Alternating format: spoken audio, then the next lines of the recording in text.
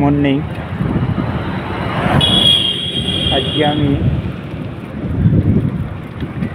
জমির নিয়ে কৃষক আবাদি নিয়ে ভিডিওটা করব। আবাদি বন্ধ হয়ে গেছে, কীভাবে আবাদি চালু হবে?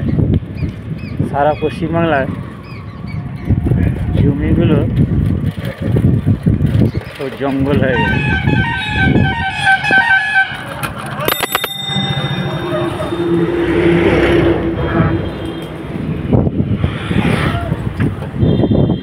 আমি সিপিএম পার্টি করছি, অর্থাৎ বামফ্রন্ট।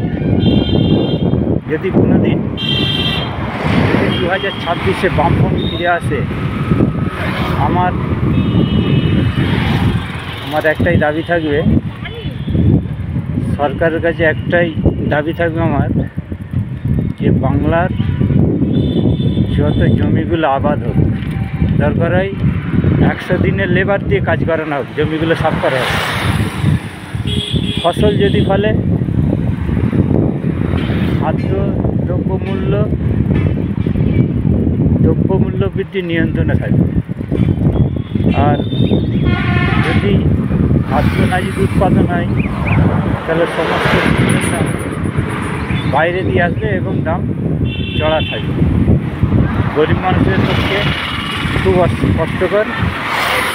খেতে খেতে মেহনতি যারা মানুষ, তাদের পক্ষে খুব দুঃখজনক ব্যাপার। বাংলায় থাকবে না কাজ না থাকলে মানুষ কী করে কেনাকাটা করে খাবে? তার ছেলে মেয়েদের লেখাপড়া। বাংলায় তো শিল্প হচ্ছে না, কলকারখানা হচ্ছে না, বেকার শিক্ষিত ছেলে মেয়েদের চাকরি হচ্ছে না, চাকরি চুরি হচ্ছে। নানান জল্পনার মধ্যে দিয়ে মানুষ জীবনযাপন কাটাচ্ছে। তো তাই বলছি, যারাই ফেরি করবে তাদের জন্য আইনত ব্যবস্থা নেওয়া উচিত। ফেরি বন্ধ করতে হবে রাজ্যে। যত জমিগুলো ভেড়ি করেছে, ফেরি বন্ধ করতে হবে। আইনত ফেরির জন্য একটা আইন তৈরি করতে হবে, যে জমিতে কোনো ফেরি করা যাবে না। জমিগুলো ফেরি করে আজকে চাষগুলোর সব বরবাদ হয়ে গেছে। আজকের পর্যন্ত এই ভিডিও।